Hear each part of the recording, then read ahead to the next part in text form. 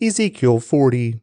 On April 28th, during the 25th year of our captivity, 14 years after the fall of Jerusalem, the Lord took hold of me. In a vision from God, he took me to the land of Israel and set me down on a very high mountain. From there I could see toward the south what appeared to be a city. As he brought me nearer, I saw a man whose face shone like bronze, standing beside a gateway entrance. He was holding in his hand a linen measuring cord and a measuring rod. He said to me, "Son of man, watch and listen. Pay close attention to everything I show you. You have been brought here so I can show you many things. Then you will return to the people of Israel and tell them everything you have seen." I could see a wall completely surrounding the temple area. The man took a measuring rod that was 10.5 feet long and measured the wall, and the wall was 10.5 feet thick and 10.5 feet high. Then he went over to the eastern gateway. He climbed the steps and measured the threshold of the gateway. It was 10.5 feet from front to back.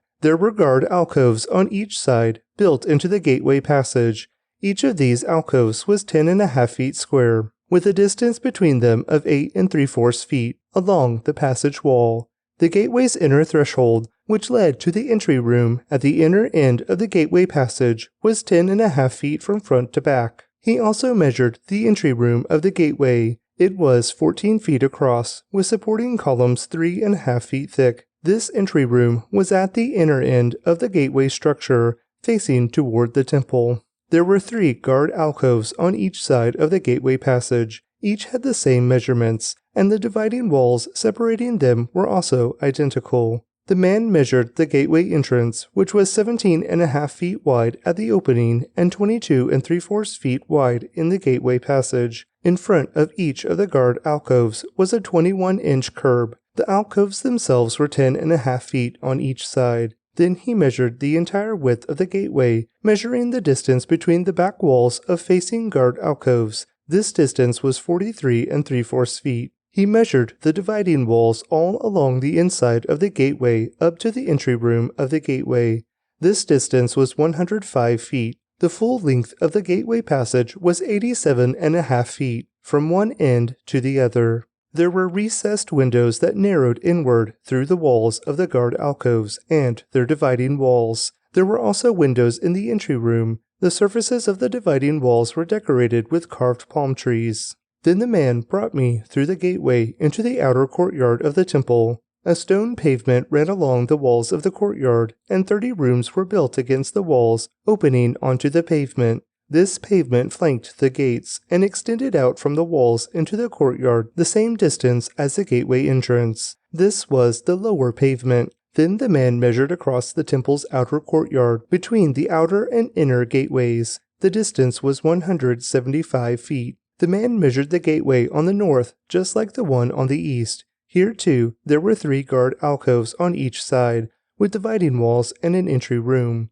All the measurements matched those at the east gateway. The gateway passage was 87.5 feet long and 43 3/4 feet wide between the back walls of facing guard alcoves. The windows of the entry room and the palm tree decorations were identical to those in the east gateway. There were 7 steps leading up to the gateway entrance, and the entry room was at the inner end of the gateway passage. Here on the north side, just as on the east, there was another gateway leading to the temple's inner courtyard, directly opposite this outer gateway. The distance between the 2 gateways was 175 feet. Then the man took me around to the south gateway and measured its various parts, and they were exactly the same as in the others. It had windows along the walls, as did the others, and there was an entry room where the gateway passage opened into the outer courtyard, and like the others, the gateway passage was 87.5 feet long and 43 3/4 feet wide between the back walls of facing guard alcoves. This gateway also had a stairway of 7 steps leading up to it, and an entry room at the inner end, and palm tree decorations along the dividing walls. And here again, directly opposite the outer gateway, was another gateway that led into the inner courtyard. The distance between the 2 gateways was 175 feet. Then the man took me to the south gateway, leading into the inner courtyard. He measured it, and it had the same measurements as the other gateways. Its guard alcoves, dividing walls, and entry room were the same size as those in the others. It also had windows along its walls and in the entry room, and like the others, the gateway passage was 87.5 feet long and 43 3/4 feet wide. The entry rooms of the gateways leading into the inner courtyard were 14 feet across and 43 3/4 feet wide. The entry room to the south gateway faced into the outer courtyard. It had palm tree decorations on its columns, and there were 8 steps leading to its entrance. Then he took me to the east gateway, leading to the inner courtyard. He measured it, and it had the same measurements as the other gateways. Its guard alcoves, dividing walls, and entry room were the same size as those of the others, and there were windows along the walls and in the entry room.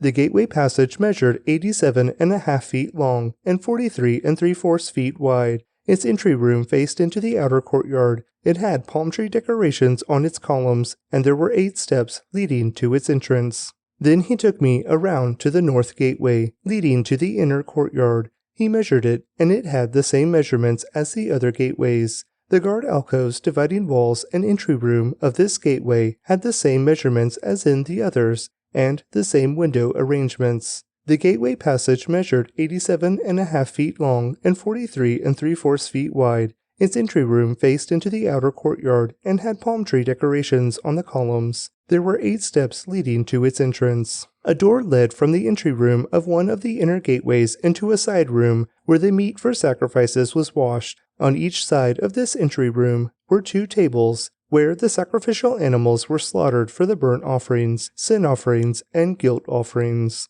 Outside the entry room, on each side of the stairs going up to the north entrance, were 2 more tables. So there were 8 tables in all, 4 inside and 4 outside, where the sacrifices were cut up and prepared. There were also 4 tables of finished stone for preparation of the burnt offerings, each 31.5 inches square and 21 inches high. On these tables were placed the butchering knives and other implements for slaughtering the sacrificial animals. There were hooks, each 3 inches long, fastened all around the foyer walls. The sacrificial meat was laid on the tables. Inside the inner courtyard were 2 rooms, one beside the north gateway facing south and the other beside the south gateway facing north. And the man said to me, "The room beside the north inner gate is for the priests who supervise the temple maintenance. The room beside the south inner gate is for the priests in charge of the altar, the descendants of Zadok, for they alone of all the Levites may approach the Lord to minister to him." Then the man measured the inner courtyard, and it was a square, 175 feet wide and 175 feet across.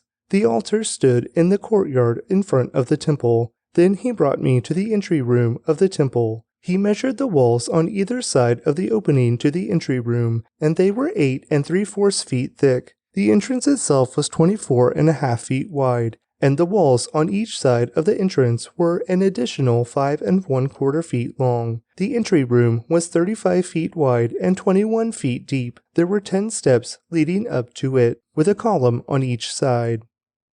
Ezekiel 41.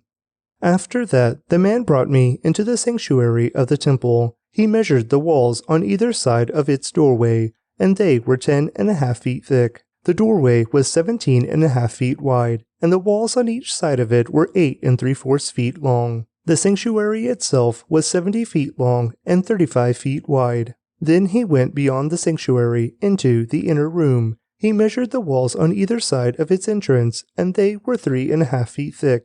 The entrance was 10.5 feet wide, and the walls on each side of the entrance were 12 1/4 feet long. The inner room of the sanctuary was 35 feet long and 35 feet wide. This, he told me, is the most holy place. Then he measured the wall of the temple, and it was 10.5 feet thick. There was a row of rooms along the outside wall. Each room was 7 feet wide. These side rooms were built in 3 levels, one above the other, with 30 rooms on each level. The supports for these rooms rested on exterior ledges on the temple wall. They did not extend into the wall. Each level was wider than the one below it, corresponding to the narrowing of the temple wall as it rose higher. A stairway led up from the bottom level through the middle level to the top level. I saw that the temple was built on a terrace. which provided a foundation for the side rooms. This terrace was 10.5 feet high. The outer walls of the temple's side rooms was 8 3/4 feet thick.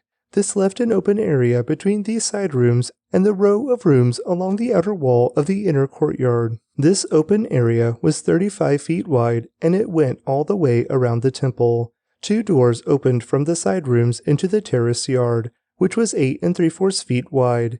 One door faced north and the other south. A large building stood on the west, facing the temple courtyard. It was 122.5 feet wide and 157.5 feet long, and its walls were 8 3/4 feet thick. Then the man measured the temple, and it was 175 feet long. The courtyard around the building, including its walls, was an additional 175 feet in length. The inner courtyard to the east of the temple was also 175 feet wide. The building to the west, including its 2 walls, was also 175 feet wide. The sanctuary, the inner room, and the entry room of the temple were all paneled with wood, as were the frames of the recessed windows.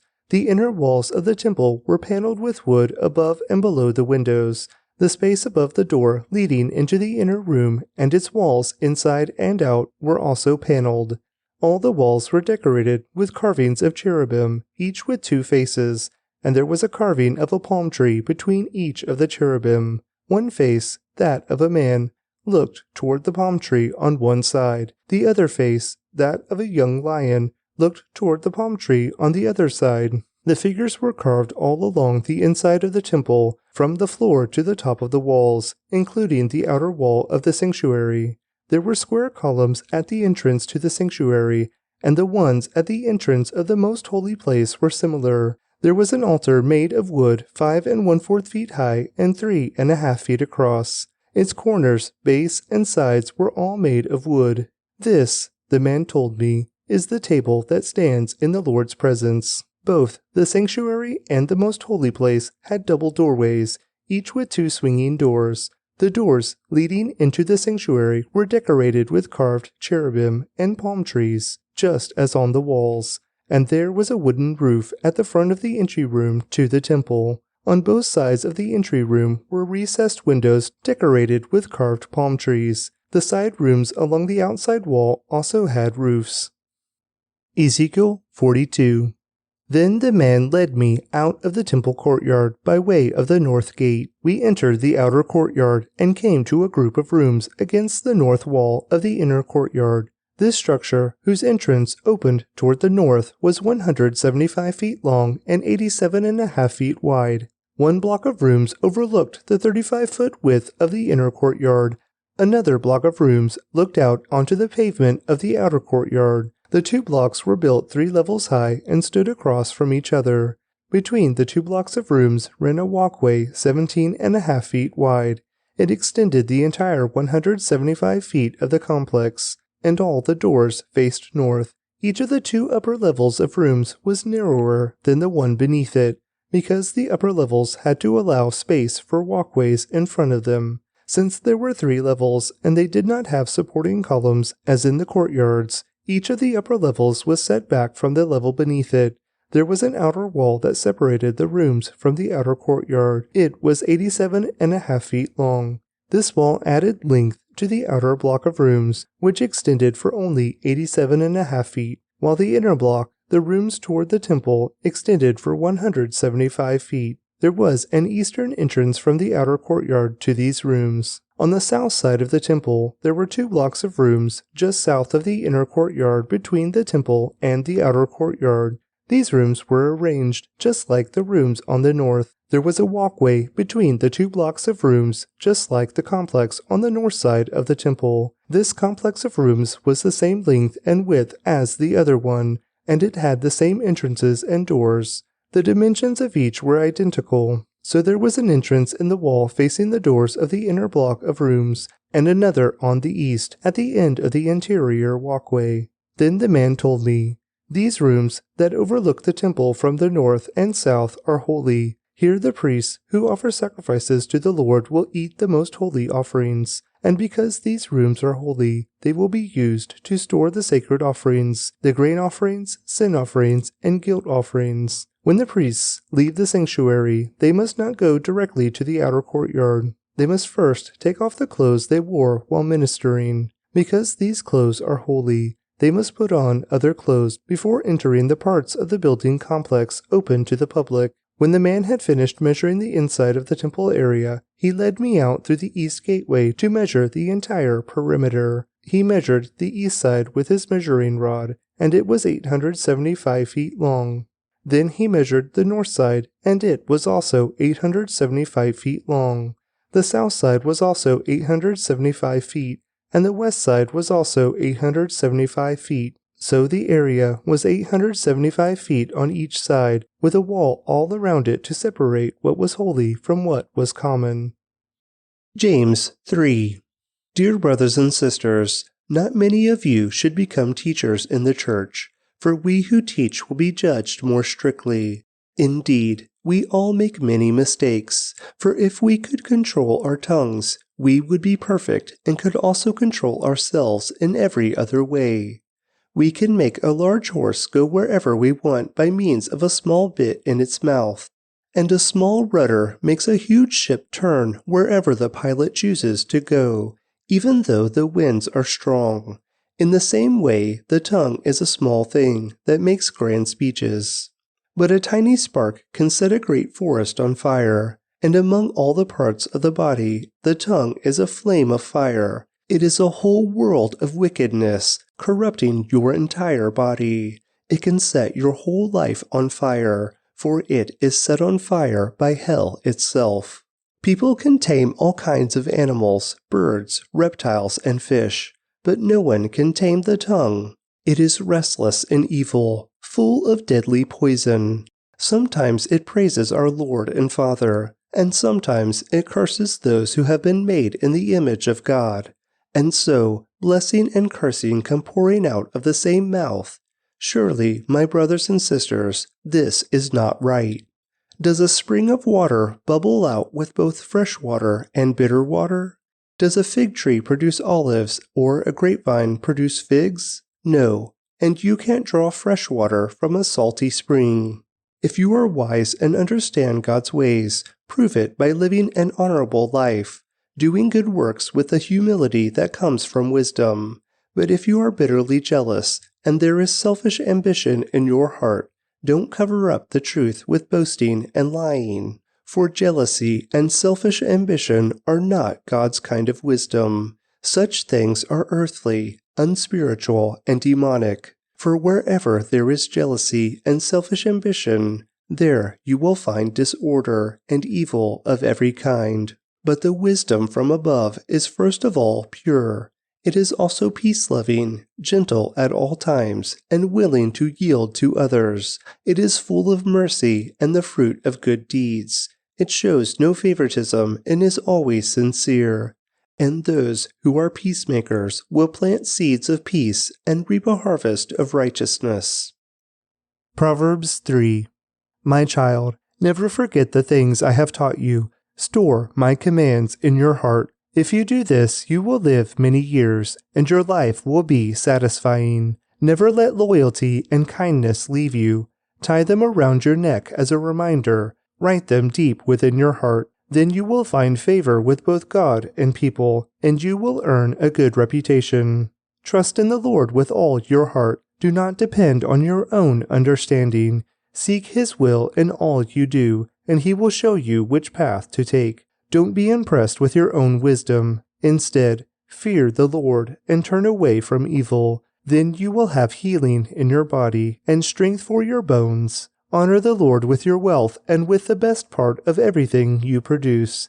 Then He will fill your barns with grain, and your vats will overflow with good wine. My child, don't reject the Lord's discipline, and don't be upset when He corrects you, for the Lord corrects those He loves, just as a father corrects a child in whom he delights.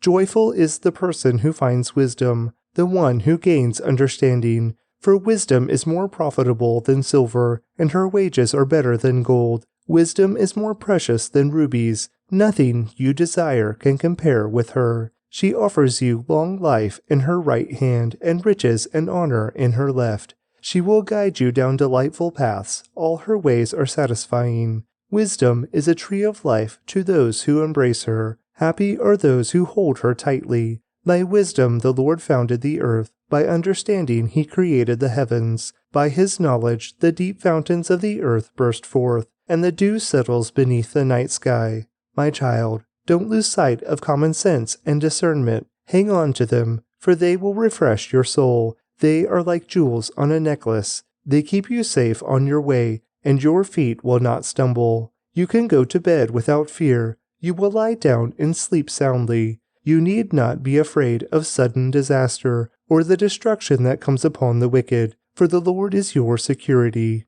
He will keep your foot from being caught in a trap. Do not withhold good from those who deserve it when it's in your power to help them. If you can help your neighbor now, don't say, "Come back tomorrow, and then I'll help you." Don't plot harm against your neighbor, for those who live nearby trust you.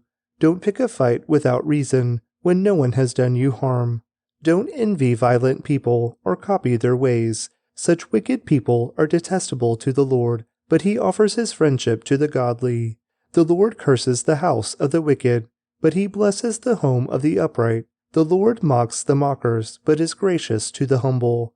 The wise inherit honor, but fools are put to shame. Psalm 131, a song for pilgrims ascending to Jerusalem, a psalm of David. Lord, my heart is not proud, my eyes are not haughty. I don't concern myself with matters too great or too awesome for me to grasp.